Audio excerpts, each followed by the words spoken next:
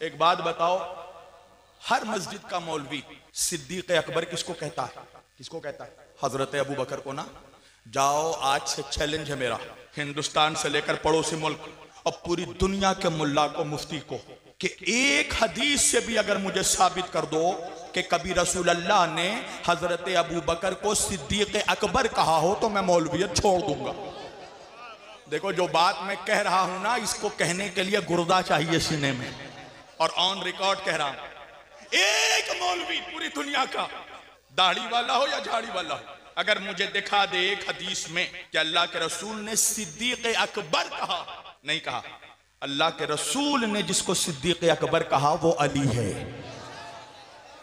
अस्सलाम वालेकुम रहमतुल्लाह। दोस्तों, आपने इस वीडियो को तो देख लिया है कि शबीर बराकाती जो कि शिया का बहुत बड़ा स्कॉलर है, उसने ये दावा किया है कि सबसे पहला, यानी कि वो ये कह रहा है कि नबी पाक अलैहिस्सलाम ने कभी भी अबू बकर सिद्दीक को सिद्दीक अकबर नहीं कहा है, ये दावा करता है। और आपने तो वीडियो के अंदर सुन लिया, वो कहता है सबसे बड़ा सिद्दीक अकबर हज़रत मौला अली है, सबसे बड़ा, यानी कि पहले नंबर पे हज़रत मौला अली है। उसके कहने का मतलब यही था कि सबसे बड़ा, ये सबसे पहला सिद्दीक अकबर मौला अली है, उसने ये दावा किया है। अब सुन्नी आलिम अल्लामा फ़ारूक खान रज़वी ने उसके सवाल का मुँह तोड़ जवाब दिया है। उसने अपने दलाइल दिए हैं, शबीर बराकाती ने, और अल्लामा फ़ारूक खान रज़वी ने अपने प्रूफ के साथ दलाइल दिए हैं। अल्लाह की इज़्ज़त की कसम, इतने बड़े प्रूफ के साथ दलाइल कोई दे भी नहीं सकता। इस वीडियो को आपने, थोड़ी सी वीडियो है, एक दो मिनट की है, उसको आपने सुनना है और कमेंट्स में बताना है कि किसके दलाइल कवी हैं, मजबूत हैं, और आप किसके दलाइल को ज़्यादा फॉलो करते हैं। सबसे पहले अल्लामा फ़ारूक खान रज़वी का ये क्लिप सुन लें आप। तो फिर माशाअल्लाह क्या बोले फिर? अस्सलाम वालेकुम। वालेकुम अस्सलाम। मैंने यूट्यूब क्लिप में देखा है, शब्बीर वारिसी कह के एक हजरत है, उन्होंने कहा कि सिद्दीक अकबर जो है, हजरत अली से बड़ा सिद्दीक अकबर कोई हो नहीं सकता। ये सवाल है हमारा। जाहिल शख्स है भाई एक वो, और शब्बीर वारसी जिसका आप नाम बता रहे हैं, शिया राफदी है। सबसे पहली गलतफहमी ये हमारे यहाँ कि उसको लोग सुन्नी समझते हैं, क्योंकि उसने सिर्फ वारसी नाम लगा दिया। नाम रखने से कोई नहीं हो जाता। कल कोई गंगा राम आपके बीच आए और नाम मोहम्मद हनीफ रख दे, तो नाम रखने से वो गंगा राम मोहम्मद हनीफ नहीं हो जाएगा। उसके अकीदे और नजरियात देखे जाएंगे। आदमी नाम से नहीं, नजरियों से पहचाना जाता है। एक आदमी, मिसाल के तौर पे एक शिया आदमी हो और सुन्नियों के बीच आके चापलूसी में आके अबू बकर सिद्दीक की फजीलत बयान करने लगे, अमीर माविया की तारीफ बयान करने लगे, तो क्या उसके शिया लोग कहेंगे कि भाई ये सुन्नी है? नहीं। हाँ, उसको शिया कहेंगे? शिया, मैं उल्टा बोल गया, शिया कहेंगे? शिया कहेंगे भाई जब शिया है तो शिया वो हो ही नहीं सकता जो अमीर माविया की तारीफ करे। समझ रहे ना आप? शिया वो हो ही नहीं सकता जो हजरत अबू बकर सिद्दीक की तारीफ करे। शिया इनसे नफरत करते। उसी तरह अहले सुन्नत वो है कि जो अबू बकर सिद्दीक को तमाम सहाबा में सबसे अफजल मानते, जो अमीर माविया की ताजीम और इज्जत करते सहाबी होने की बुनियाद पर। ये शब्बीर वारसी हजरत अमीर माविया पे लानतान करता है, माज़अल्लाह अबू बकर सिद्दीक की तौहीने करता है, अबू बकर सिद्दीक से अफजल अली को बताता है, तो ये तो अहले सुन्नत के खिलाफ है। अब मैं इस ताल्लुक से एक हदीस आपको स्क्रीन पे दिखा देता हूँ, आप हदीस ही देख लीजिए। दिखाने से पहले मैं आपसे एक सवाल करता हूँ, अहले सुन्नत और जमात में हदीस में सबसे पहले नंबर की किताब कौन सी मानी जाती है? मानते हैं आप? ये है सही बुखारी आपके साथ। जब हमारे यहाँ सबसे अजीम किताब में हदीस आ गई तो फिर हमें किसी और किताब की जरूरत ही नहीं। ये सही बुखारी है, किताब असहाबुन नबी सल्लल्लाहु अलैहि वसल्लम, हदीस नंबर 3671। और ये रिवायत किससे, जरा सुन लीजिए, मोहम्मद इब्ने हनफिया रिवायत करते हैं। इब्ने हनफिया कौन है जानते हैं आप? पूरे मजमे में से कोई जानता है?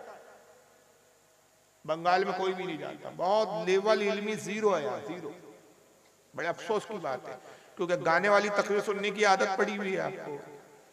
यही सवाल में अगर बंबई में कर लो, नागपुर में कर लो, तो मजमे में तो शोर बुलंद होता है।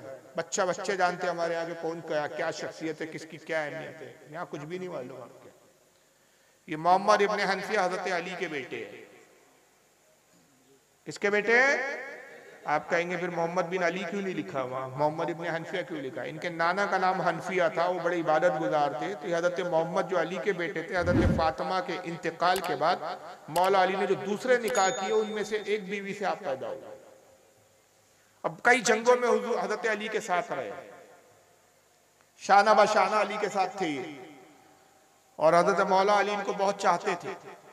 मोहम्मद इब्न हनफिया इसलिए कहा जाता है कि मोहम्मद के नाना का नाम था हनफिया, वो चूंकि इबादत गुजार थे, ये भी बहुत इबादत करते थे, तो नाना की तरफ लोगों ने उनकी निस्बत करना शुरू कर दिया, वरना ये हकीकत में मोहम्मद इब्न अली।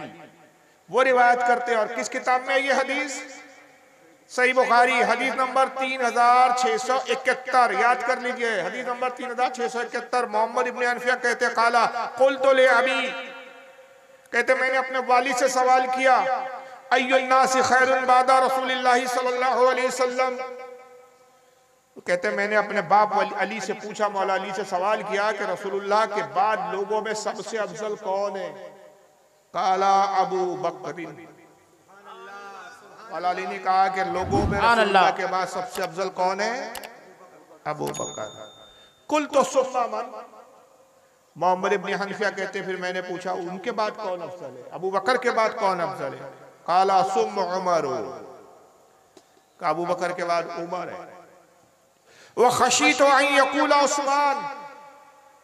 मोहम्मद इब्न हनफिया कहते कि फिर मुझे अंदेशा हुआ, ये ख्याल हुआ कि अगर मैंने फिर पूछा कि उमर के बाद कौन अफजल है तो उस्मान गनी का नाम ले लेंगे, तो मैंने सवाल बदल दिया, फिर मैंने कहा कुल तो सुम्मान था, उस्मान के बाद तो आप अफजल हैं। काला माना इल्ला रजुलुन मिनल मुस्लिमीन, फरमाया नहीं बेटा, मैं कहा, मैं तो मुसलमानों में से एक आम मुसलमान हूँ। ये मौला अली की आजीज़ी थी। हालांकि अहले सुन्नत के अकीदे के किताब से कौन से नंबर पर है? चौथे नंबर पर।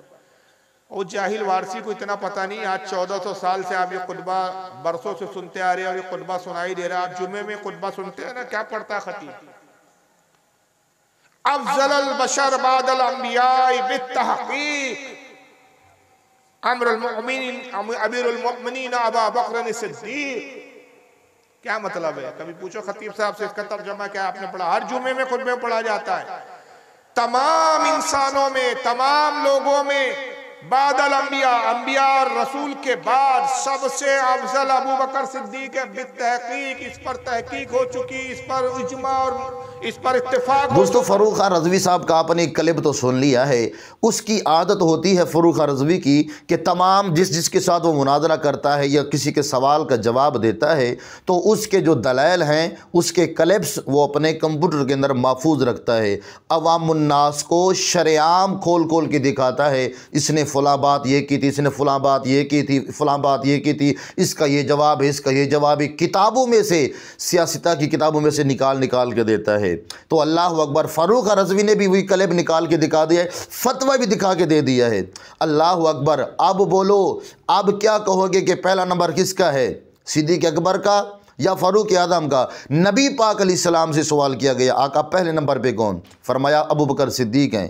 फरमाया दूसरे नंबर पे कौन? फरमाया फ़ारूक आज़म हैं। आका तीसरे नंबर पे फरमाया उस्मान ज़िन्नुरैन हैं। और चौथे नंबर पे फरमाया मौला अली, हज़रत अली करमल्लाहु वजहुल करीम की ज़ात है, जिसको सरकार ने चौथा नंबर दिया। अब वो कोई कहे कि अली का पहला नंबर है तो मुझे बताओ वो राफ़ज़ी हुआ या नहीं हुआ? तो इसीलिए ना हम राफ़ज़ी हैं ना खारजी हैं, अल्हम्दुलिल्लाह हम सहाबा व अहले बैत के दर के नौकर हैं। लिहाजा जो लोग चाहते हैं कि शबीर बरकाती का अकीदा ठीक है कि पहले नंबर पे मौला अली है, तो उन्हें चाहिए कि अपने अकीदे की इस्लाह करनी चाहिए। वो सरकार अलैहिस्सलाम के हर फरामीन आलिया को पसे पुश्त डाल रही हैं। ऐसे लोग मुझे बताओ क्या अपने अकीदे की इस्लाह करेंगे? कमेंट्स में अपनी राय का इज़हार देकर वीडियो को लाजमी शेयर कीजिएगा और इस तरह की वीडियोस देखने के लिए चैनल को सब्सक्राइब करना मत भूलिएगा। अस्सलामु अलैकुम व रहमतुल्लाहि व बरकातुहू।